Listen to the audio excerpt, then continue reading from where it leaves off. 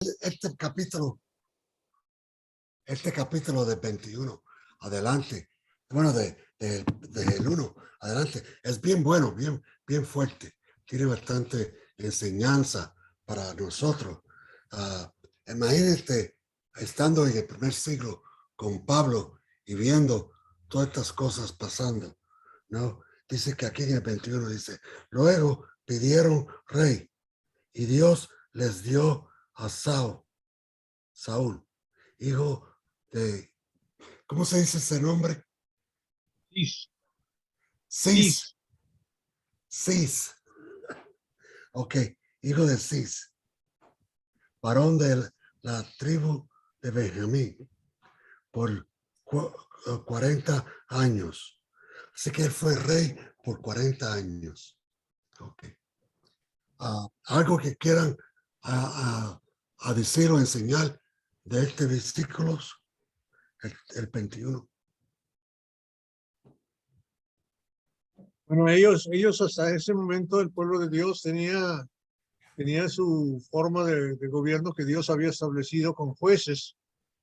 El último juez era Samuel, pero el pueblo quería ser como los vecinos, los otros pueblos, en vez de ser como Dios, y pidieron rey, y entonces Dios les dio rey, les puso Saúl, ¿verdad? Como rey, Exacto. y Por 40 años. por 40 años, y Saúl no fue un buen rey, porque era un rey que hacía las cosas conforme a como se le daba la gana a él, no conforme a Dios, ¿verdad? Y Era entonces cubano. es lo que le está diciendo, lo que está diciendo ahí, y eso es un problema grande que existe, pero de ahí en adelante va a cambiar una situación que lo vamos a ver en el 22, ¿verdad? Está Sí. Pablo predicándole, le está diciendo la historia de Israel, porque está predicando a la gente de ahí, ¿verdad? A la gente de Israel, porque así es como comenzó el sermón, en 16, dijo, hombres de Israel, y los que temen a Dios escuchen, ¿verdad? Entonces está hablando a los israelitas que vivían ahí en Antioquía de Pisidia. Y a lo que temen a Dios. También Iván quiere decir algo. Iván. Sí, yo creo que me parece ahí que como que quiere, las profecías ya estaban, ya donde venía la línea del Señor Jesucristo. Entonces siempre, por eso en cierto momento cuando lo encuentran, cuando hacían, siempre mencionaban a David, ¿no? Porque muchos incluso pensaban que incluso los mismos, hubo momentos que le preguntaban, ¿qué dice la gente que soy yo? Unos dicen que soy, que empiezan a, porque no había, incluso Juan pensaba mucho en que iba a venir reencarnado alguien dentro de él. Entonces ahí parece que está hablando de las descendencias. Aunque los profetas, ellos sabían que iba a venir el Mesías. Tenían clara la visión, cómo sería el reino. O sea, ellos ya más o menos ya tenían, porque como ellos son los que Dios hablaba directamente con ellos. Entonces, por ejemplo, en Jeremías, ahí en Jeremías el 17:1, él escribe, por ejemplo, cómo iba a estar Judá completamente llena de pecado. Entonces, el pecado de Judá esculpido está en la tabla de su corazón. Entonces, prácticamente le está diciendo, a donde venía, este pueblo va a ser de corazón duro. Porque prácticamente hay que acordarse que estos israelitas ni oían ni entendían, ¿verdad? Tenían esos dos defectos, y Jesucristo se los dice bien claramente. Entonces, por eso en cierto momento dice Dios, daré mi ley en la mente y creer en su corazón, y seré para ellos su Dios, y ellos serán pueblo. Dice, cuando se está haciendo la profecía del nuevo pacto, Jeremías 31-33. Entonces yo creo que, y luego aquí por Hebreos también viene a hablar nuevamente cuál era el proceso que se daba. Entonces lo que pasa es que para ese tiempo donde estaba hablando Pablo, yo siento que era difícil entender todo eso. Nosotros ya más o menos, porque cuando vamos al Antiguo Testamento, podemos venir y cuando relacionamos bien lo que se dice en el Nuevo, uno dice, tal cosa ya la habían dicho, porque incluso encontramos más de 450 profecías que todas iban directamente a nuestro Señor Jesucristo. Entonces, por eso increíblemente hay gente que ha hecho estudios. Es imposible que eso se pueda dar en una sola persona. Pero la realidad es que Dios es el que ha levantado. Señor les bendiga. Gracias. Perdón, ¿dónde están? Que ya el teléfono se me ha reseteado 2 veces, no sé dónde están. Hechos 13. Hechos 13. Versículo 21. Gracias. Disculpen, pero el teléfono se me apaga y me vuelve otra vez a prender. No hay problema, Melita. Entonces vemos que ellos pidieron, yo creo que parte del problema de Israel es que siempre querían un gobernante por arriba de ellos. Algunas personas funcionan mejor cuando tiene un capitán, un líder que vaya a llevarlo. Por eso es que en Proverbios dice, vete a las hormigas que no tienen gobernador ni capitán, pero cada uno sabe lo que tienen que hacer. En el invierno, en el verano, recogen comida para el invierno. Entonces, enseña en el año 300 más o menos, 300 y pico, los judíos querían, los cristianos querían un líder que pudiera ponerle el dedo arriba para decir, bueno, eso está mal. Y este hombre, ¿cómo se llama? Constantino, fue el rey, el César, y se hizo cristiano él, pero entonces formalizó el gobierno de la iglesia como el gobierno de Roma. Tuvo un líder que se llama el Papa y tuvieron obispos y toda la gente como el gobierno de civil que tenía Roma. Y estaban mal porque a Dios puso su gobierno en acción. Primero ancianos, después predicadores y evangelistas y maestros y todo eso como está escrito muchas veces. Pero en el 21 dice que ellos pidieron a un rey y Dios le dio a Saúl, y lo dio a hijo de Cis, varón de la tribu de Benjamín. Debía de ser un varón fuerte siendo de Benjamín, pero no lo era. Era un varón que, como dijo Roberto, que hacía las cosas por su propia gana. Lo que él quería, él lo hacía. Entonces, en el 22, ¿quién quiere leer el 22? Yo le leo. Por favor. Versículo 22, ¿hasta cuándo? Puro el 22. De 22 al 23. Quitado les levantó por rey a David, de quien dio también testimonio diciendo, he hallado a David, hijo de Isaí, varón conforme a mi corazón, quien hará todo lo que yo quiero. De la descendencia de y conforme a la promesa, Dios levantó a Jesús por Salvador a Israel. Entonces, Dios escogió a David y dijo que era un hombre detrás de su corazón, ¿no? Conforme a mi corazón, dice, quien harás todo lo que yo quiero. Entonces, David iba a hacer lo que Dios quería, pero llegó a un punto donde él no hizo lo que Dios quería. Le sirvió de adulterio, le sirvió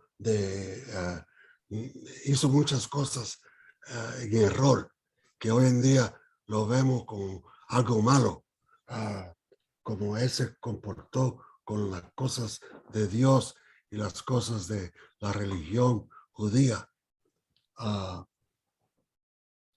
¿Por qué? ¿Por qué dice que es un hombre que tiene conforme a mi corazón. Uno dice que porque va a hacer todo lo que él quiere, ¿no? Lo que yo quiero, dice Dios. Pero en el 23 dice que de la decencia de y conforme a la promesa, Dios levantó a Jesús por Salvador a Israel. Entonces era un plan que Dios tenía de cómo traer a Cristo, a Jesús, para ser Salvador de nosotros, de Israel y de nosotros. Entonces, ¿cómo es eso que Dios pudo escoger a David, un hombre que no era perfecto, para ser el padre, ¿no? El abuelo de Jesús? Bueno, Ahí vemos. siempre vemos que los hombres que Dios escoge en este mundo hacen lo que Dios quiere hacer, pero también hacen cosas malas, cometen errores, las dos cosas, pero sí No. hacen lo que Dios quiere que hagan. Y cuando hacen las cosas malas, se arrepienten y lo arreglan. Eso lo vemos con excepción de Adán y Eva, hasta lo vemos con Noé, ¿verdad? Con Abraham, con Isaac, con toda la descendencia que de dónde va a venir, que son gente que aunque comete errores, se arrepiente, ¿verdad? Ok. Proverbios 24 dice que el justo 7 veces cae y se levanta, pero el inicuo muere en su iniquidad. O sea, la diferencia entre el bueno y el malo es que el bueno se arrepiente cuando peca, ¿verdad? Y eso es lo que hizo, porque sabemos que pecó tremendamente David, pero también sabemos que se arrepintió, ¿verdad? Sí, sí. También vemos que se arrepintió. Entonces, por eso, ahora, claro, él no, nadie, solamente Dios es perfecto, ¿verdad? Solamente Dios y solamente Jesús va a ser sin pecado completamente y por eso Él es el Salvador. Sergio tiene la mano levantada. Sergio quiere decir algo también, hermano. Bien. Yo. Sí, bueno, y también quería decir que aparte de que él cometía pecados y errores y se arrepentía, él también siempre estaba buscando hacer lo correcto, porque, por ejemplo, él siempre buscaba hacer las cosas conforme a Dios, aunque obviamente después se equivocaba, ¿cierto? Pero siempre él estaba pendiente de lo que Dios le agradaba. Por ejemplo, cuando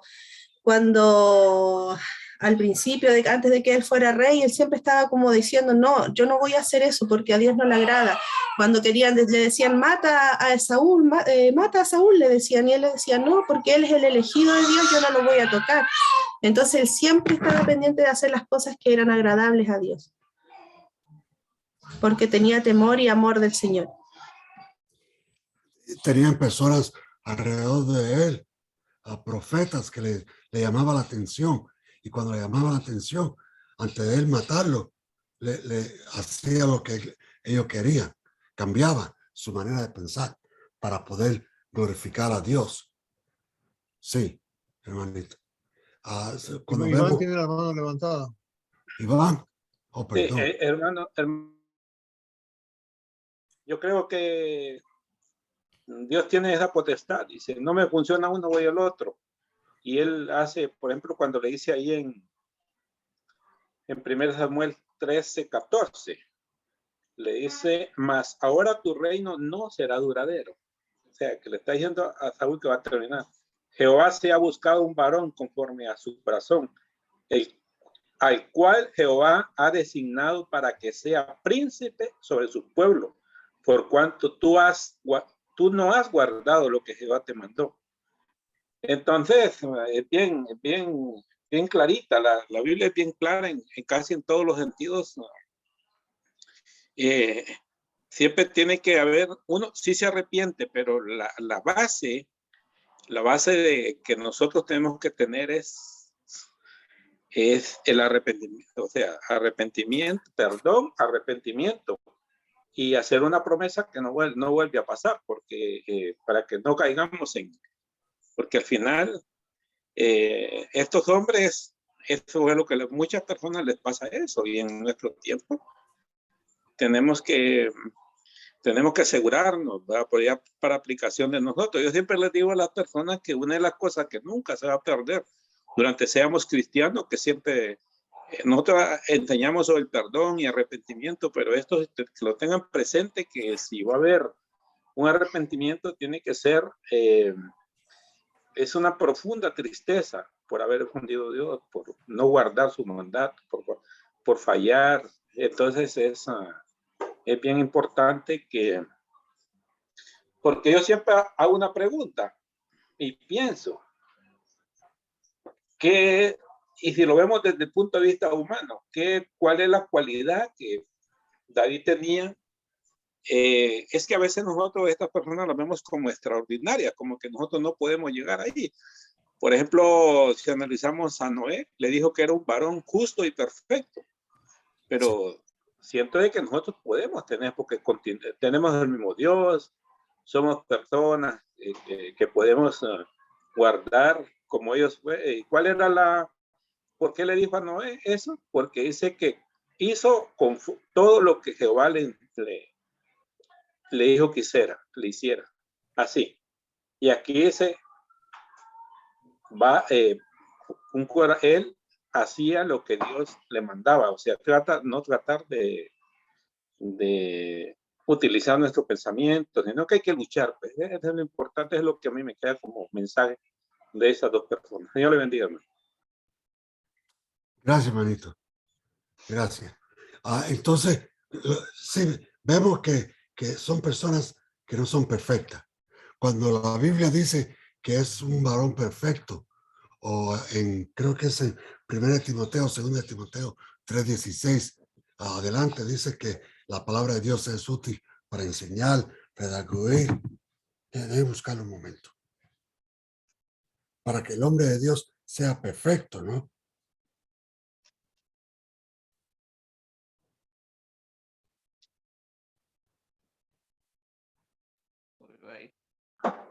Un momentico, un momentico.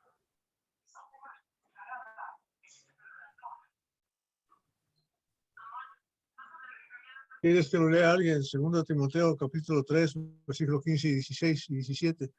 Es 2 Timoteo. Gracias. Segunda de Timoteo, Leo. 3, Capítulo 16. 3, versículo 16. 15, 16 y 17. Toda la escritura es inspirada por Dios y útil para enseñar, para redarguir, para corregir, para instruir en justicia, a fin de que el hombre de Dios sea perfecto, enteramente preparado para toda buena obra. Amén. Entonces, cuando dice perfecto, yo no soy perfecto. Yo sé que Roberto tampoco es perfecto, pero ¿qué es lo que quiere decir? Que tenemos las herramientas adecuadas para hacer el trabajo. La Biblia, tenemos la Biblia para hacer la obra que necesitamos hacer. Cuando dice aquí que es perfecto, enteramente preparado para toda buena obra, es como si yo le pidiera al hermano Iván que me ayude con el motor del carro, que está malo, y él trae un martillo y un serrucho. Yo le digo, gracias Iván, pero no, eso no es lo que yo necesito. Tú no eres perfecto para este trabajo. A mi mamá, cuando yo estaba haciendo un trabajo de electricidad, ella me decía, como electricista, tú eres buen plomero. Quiere decir que no servía para electricista. Pero es, cuando habla de perfecto, es que tenemos todo lo que necesitamos para hacer la obra que Dios quiere que haga. Y David lo tenía. David era perfecto de esa manera. Pero nosotros que tenemos la palabra de Dios y podemos enseñar y redarguir y todas estas cosas, somos perfectos también. ¿No? Entonces, en Hechos 13,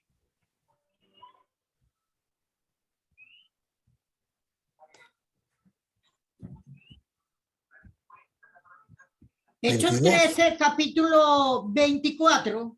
Versículo 24. Versículo 24, perdón.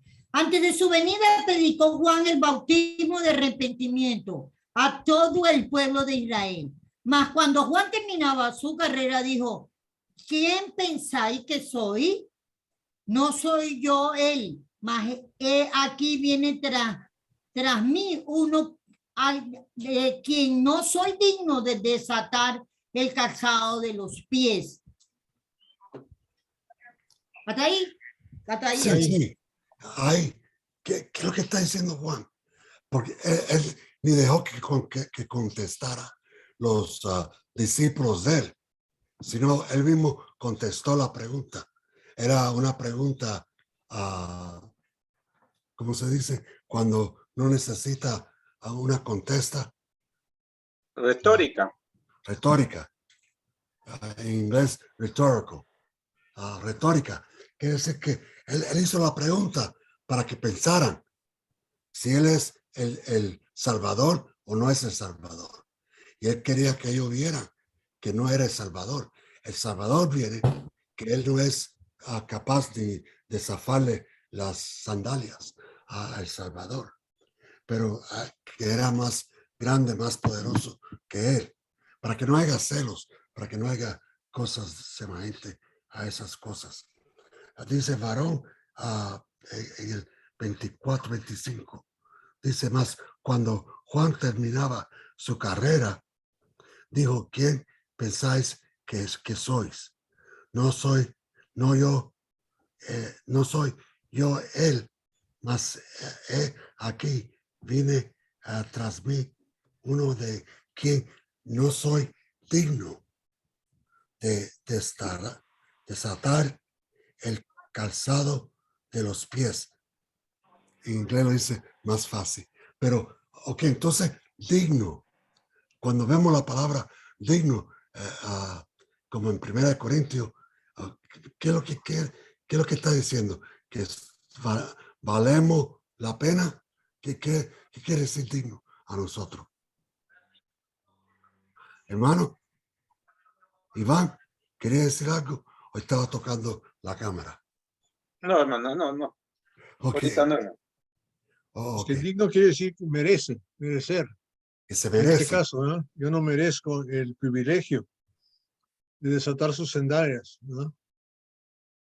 Si él no Es lo se que lo está merece, diciendo, o sea, que no, menos lo merecemos. Menos lo merecemos nosotros. Y cuando dice que antes de tomar la cena, uno tiene que analizarse uno mismo para ver si es digno de tomar la cena. ¿Qué es lo que está diciendo? ¿Somos dignos nosotros de tomar la cena? ¿O es solamente que tenemos que mirar a ver si yo soy, si yo estoy tratando de hacer las cosas como David? Hermano. Sí, o sea, eso es claro, o sea, para poder ser digno, aquí el profeta dice que él no es digno todavía, ¿verdad? Porque está anunciando la venida del Cristo. El Cristo no ha venido todavía, Exacto. ¿verdad? Él está diciendo aquí el Cordero de Dios quita el pecado del mundo. Lo que nos hace dignos ante Dios es el no tener pecado. Y la única forma de no tener pecado es por habernos arrepentido y bautizado.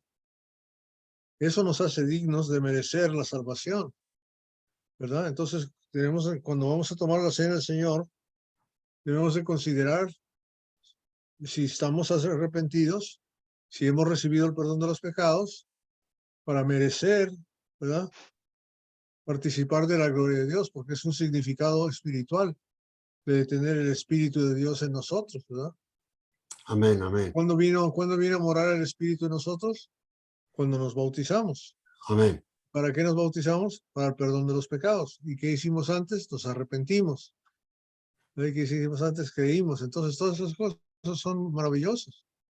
Sí, el hecho 19 también. Sí, una cosita más. Qué bonito es cuando estamos reunidos el primer día de la semana, el domingo, ¿verdad? Y leemos lo que dice 1 Corintios, de que seamos dignos. Saber de que los que estamos ahí es porque Dios ha pensado y ha considerado que somos dignos. Es un tremendo privilegio. Amén. Ser dignos de participar de la gloria de Dios, ¿verdad? Amén, Okay. amén. Hasta ahí nomás. En Hebreo 11 dice que estas personas que fueron matados y pasaron por diferentes cosas, que este mundo no se lo merece, no son dignos el mundo de recibirlo a ellos, que ellos son personas que están tratando de hacer la voluntad de Dios como Dios quiere que la haga, no como ellos piensan de hacerla. Pobre Saúl, cuando Saúl, cuando fue y conquistó el pueblo y se llevó los reyes, se llevó las vacas más gorditas que había, él entonces empezó a darle excusa a Dios. No, pero yo traje esto para ti. Es igual que a un niño que tú le dices, no coma esta galletica, y tú lo agarras, agarrando y robándose las galletitas, y te dice, bueno, la agarré para ti. No, mentira. No puede ser así. Entonces, lo que vemos, perdón, estoy mirando a la hermana Alex trabajando en la pintura. Pero estoy escuchando. No sé si los entretengo, papá, con la cámara. Así es, hermanito. Entonces aquí lo que vemos es que dice que hay que ser más cuando Juan terminaba su carrera, cuando él veía, ¿cuándo se terminó la carrera de Juan? Cortaron la cabeza. Cuando lo cortaron la cabeza, no para que yo terminara la predicación o el estudio. Para mí que me está diciendo que ya se terminó el tiempo. Ok, No, entonces, cuando lo cortaron la cabeza, y él sabía que iban a cortarle la cabeza, él sabía que iba a ir preso. Por eso cuando se lo dijeron a Jesucristo que él murió, él dijo, ¿quién? O que él fue preso. Él dijo, de todas las mujeres que han tenido hijos, la mamá de Juan se ganó el premio, ¿no? Porque es tremenda. Dio luz a que iba a presentar a Cristo.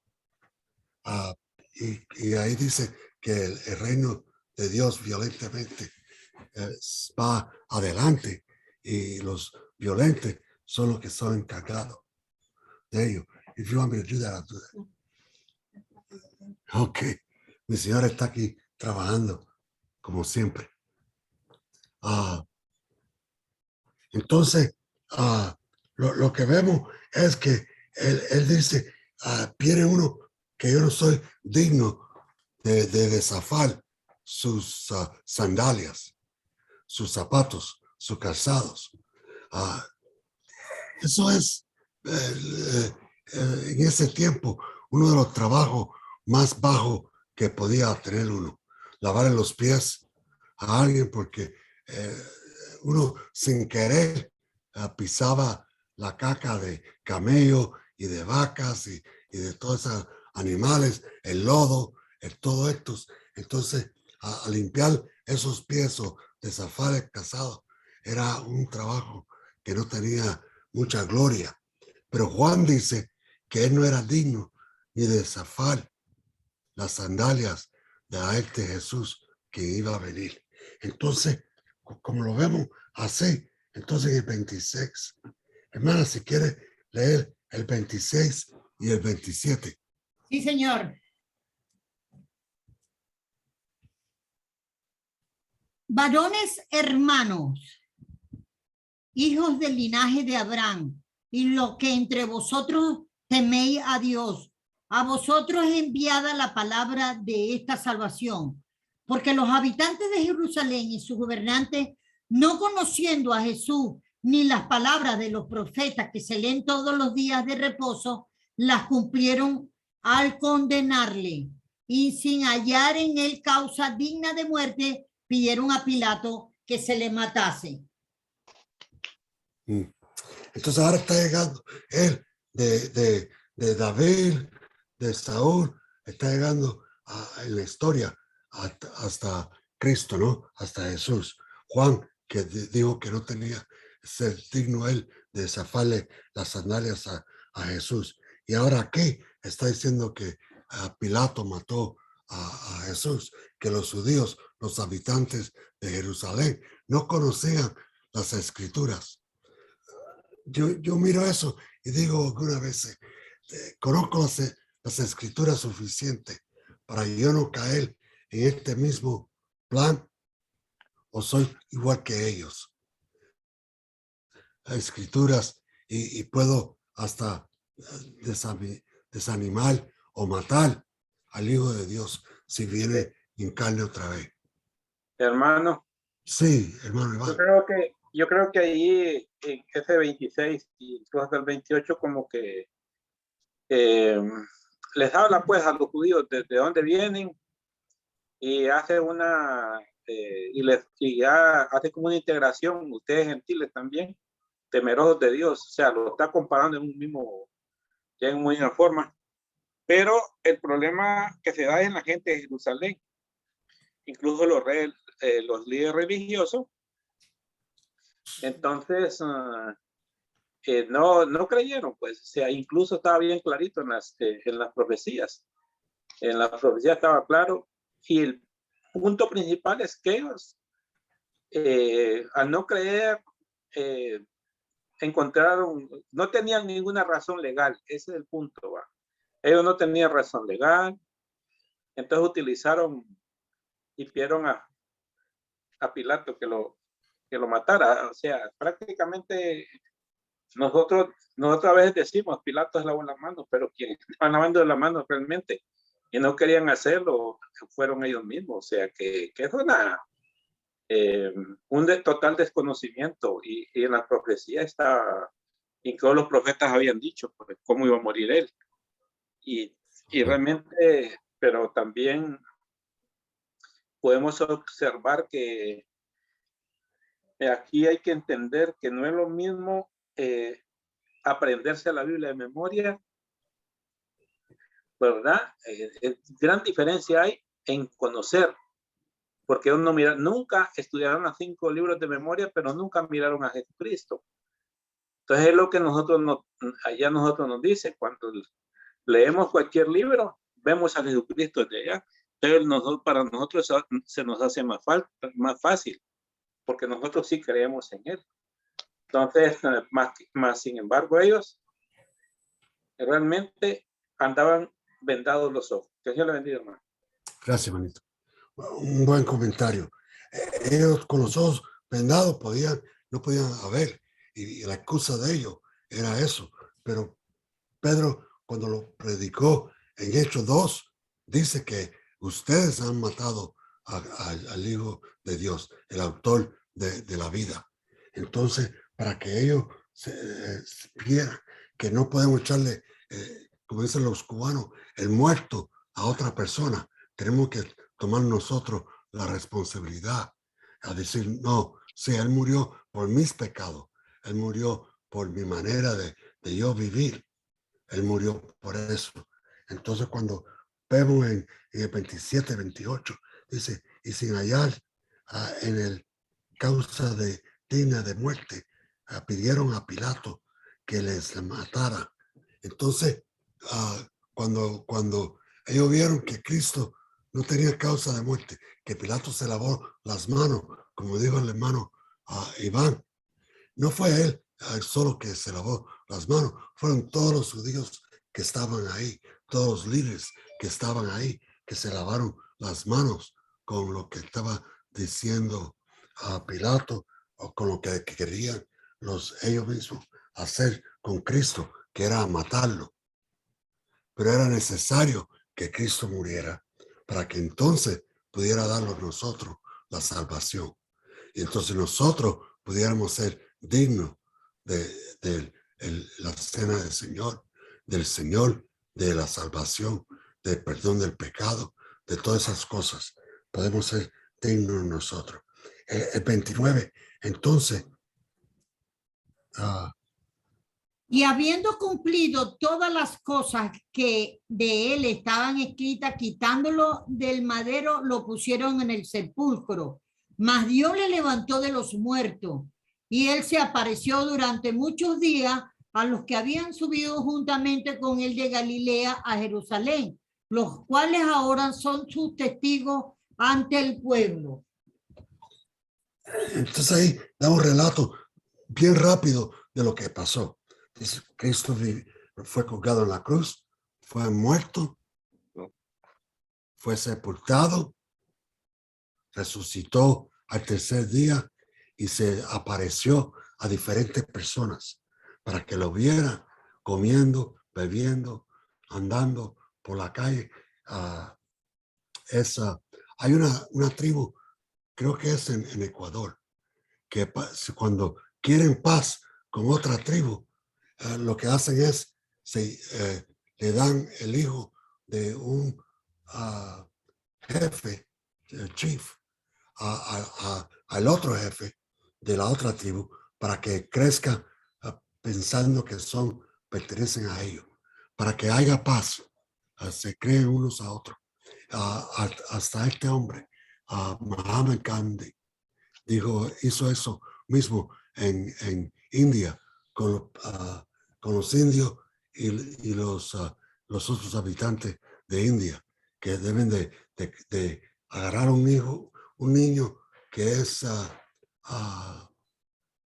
huérfano y llevarlo a ser hijo de ellos, crecer como hijo de ellos, para que se le quite el odio. El presidente de Israel dijo que siempre va a haber guerra en Israel contra los palestinos hasta que los palestinos quieran más a sus hijos que la guerra, que matarlo a los judíos.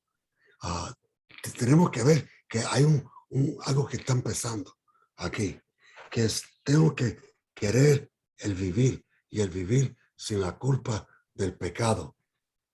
Y es lo que Cristo vino a hacer. Cuando Pedro lo dice en Hechos 2, arrepentidos y bautízase, es porque ellos hicieron la pregunta. Ellos enseñaron que estaban compungidos de corazón. Ellos enseñaron que estaban mal ellos, que estaban arrepentidos. Y dijeron a Pedro y a los otros varones hermanos, ¿qué haremos? ¿Qué haremos?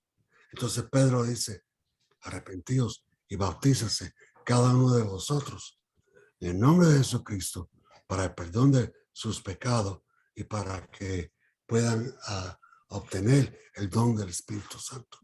Entonces dice que la promesa es para ellos que están ahí, para sus hijos y para todos los que están lejos, todo lo que el Señor nuestro Dios va a llamar.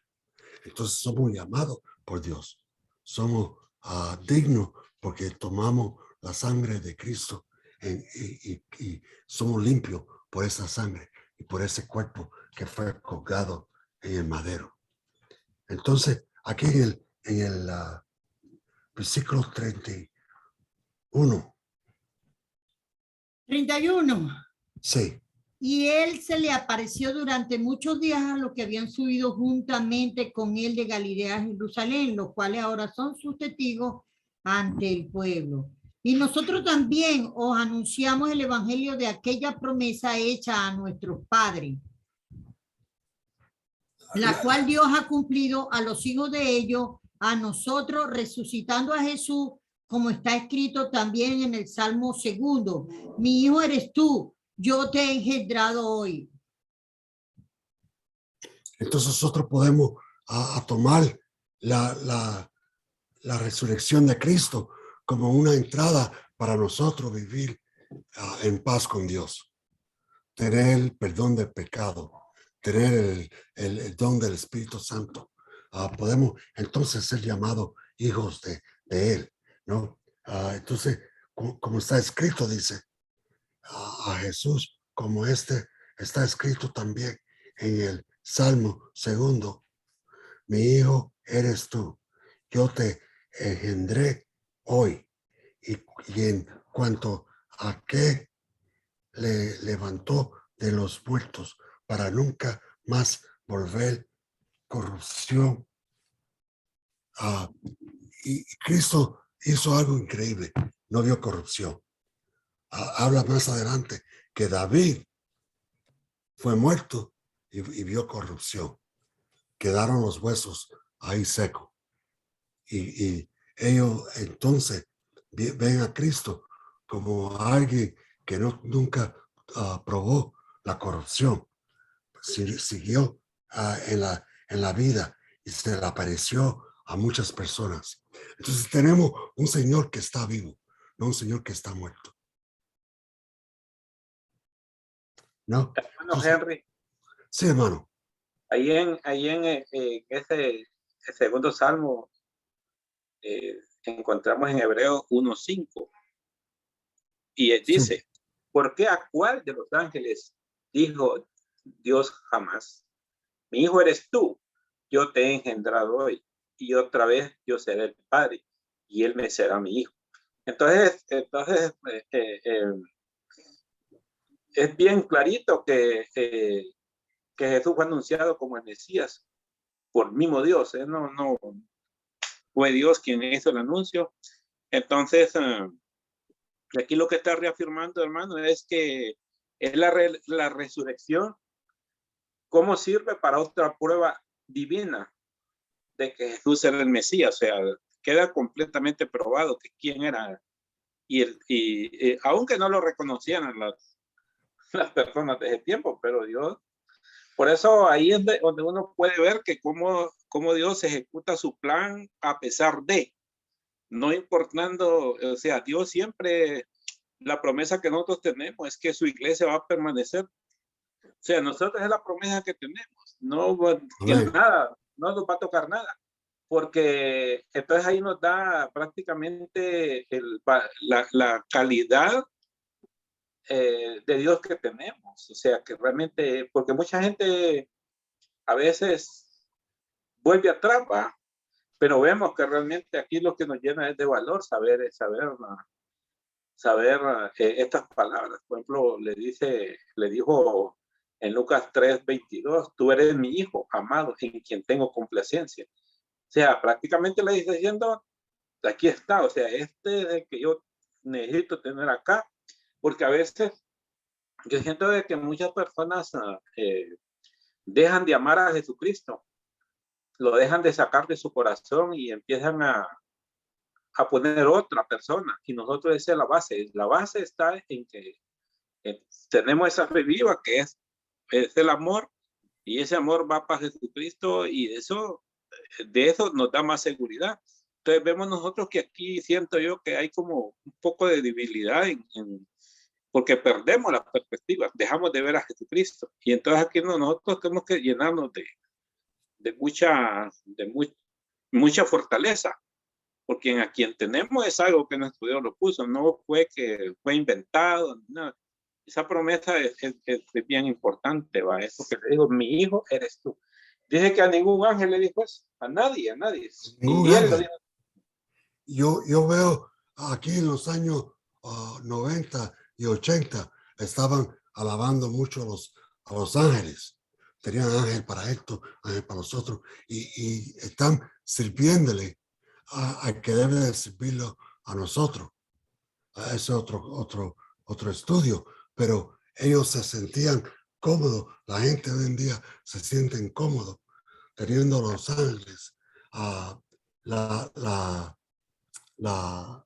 el poder que tiene Cristo, y no es así. Cristo solo fue el único que le dijo, hoy te engendré, hoy eres mi hijo, hoy soy tu padre, pero no a los ángeles, a las personas que vimos como más grandes.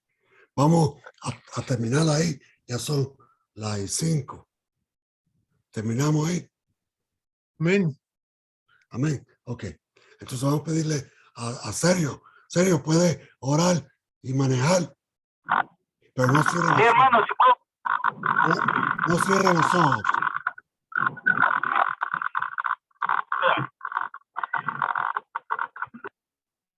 ¿Me escuchan mejor? Sí, ¿Me escuchan o no? sí, manito. Sí, perfecto. ¿Se escucha? Sí. Sí. Ya, hermanos, oremos. Santo Dios, muchas gracias por esta tarde, Señor. Gracias porque podemos volver a ver a los hermanos, Señor. Podemos reunirnos, Señor.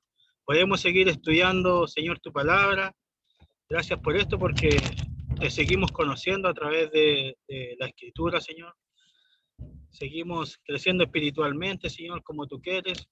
Ayúdanos siempre a redarguir, Señor, a llamar la atención a nuestros corazones, lo que podremos estar fallando, Señor. Ayúdanos a hacer luz para las personas que aún no te conocen. Señor, ayúdanos siempre a mantenernos firmes en tu palabra, Señor, y a tener siempre esta coinonía y este amor que tenemos tanto hacia ti como a los hermanos.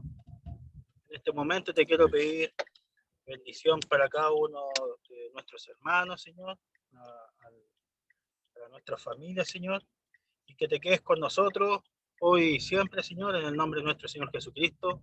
Amén. Amén. Sí. Amén.